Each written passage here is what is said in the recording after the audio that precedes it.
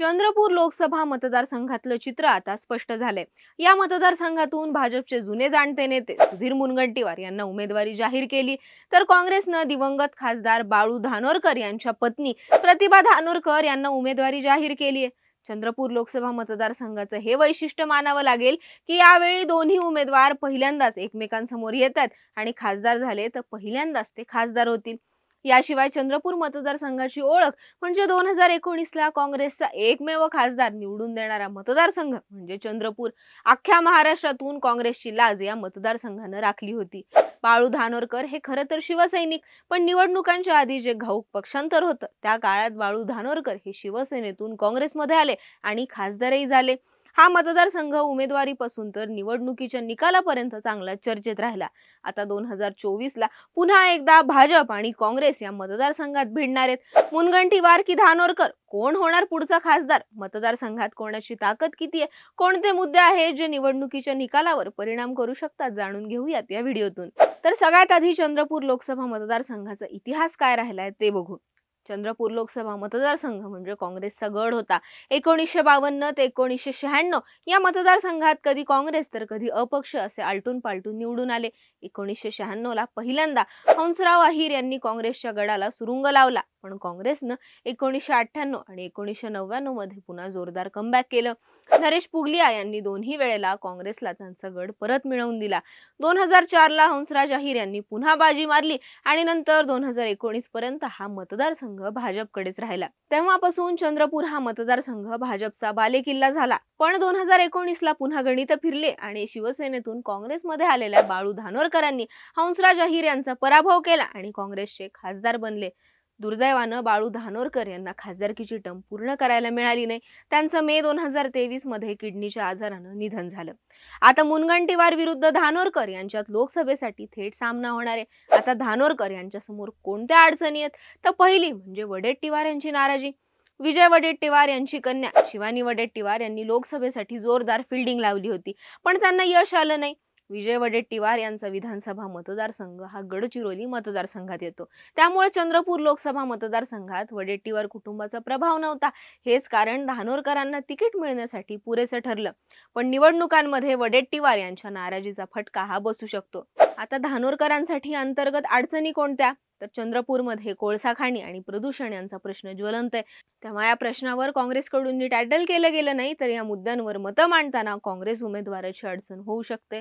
त्यात भाजपचा या मतदारसंघात दांडगा जनसंपर्क आहे। हंसराव अहिर यांना तिकीट मिळालेलं नसलं तरी मतदारसंघातला त्यांचा दांडगा जनसंपर्क हा धानोरकरांसाठी अडचणीचा मुद्दा ठरू शकतो। भाजप जरी निवडणूक हारला असला तरी 15 वर्ष ते खासदार होते, त्यांचा फायदा या लाटेत भाजपला होऊ शकतो। आता धानोरकर यांची बलस्थानं कोणती? प्रो इन्कम्बन्सीचा मुद्दा काय?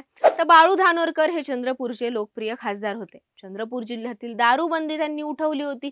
सर्वसामान्य जनतेच्या जिव्हाळ्याचा मुद्दा त्यांनी सोडवला होता। त्याचा फायदा त्यांना नक्कीच या निवडणुकीत होऊ शकतो। शिवाय सहानुभूतीचा फायदाही आहे। बाळू धानोरकर यांच्या अकाली मृत्यूमुळे चंद्रपुरात जी सहानुभूतीची लाट आली त्याचा फायदा खरं तर पोटनिवडणुकीत प्रतिभा धानोरकरांना झाला असता, पण पोटनिवडणूक झालीच नाही। त्यामुळे आता होणाऱ्या निवडणुकीत धानोरकरांना याचा फायदा होऊ शकतो। वडेट्टीवारांनी चंद्रपुरातून धानोरकरांच्या जागेवर केलेला दावा हा चंद्रपुरातल्या स्थानिक कार्यकर्त्यांना आणि पदाधिकाऱ्यांना पटलेला नव्हता। वडेट्टीवारांच्या उमेदवारीला स्थानिकांचा जसा विरोध होता तेवढाच पाठिंबा प्रतिभा धानोरकरांना होता। त्यामुळे स्थानिक पदाधिकाऱ्यांची एकजूट ही धानोरकरांसाठी निवडणूक सोपी करू शकते। आता प्रश्न असा आहे की मग मुनगंटीवारांना निवडणूक सोपी की अवघड? तर सुधीर मुनगंटीवार हे भाजपचे जुने आणि अनुभवी नेते। 6 वेळा ते बल्लारपूर मतदारसंघातून आमदार आहेत। फडणवीसांच्या मंत्रिमंडळात अर्थमंत्र्यासारखं महत्त्वाचं खातंही मिळालं। शिवाय एक अभ्यासू व्यक्तिमत्व अशी मुनगंटीवारांची ओळख आहे।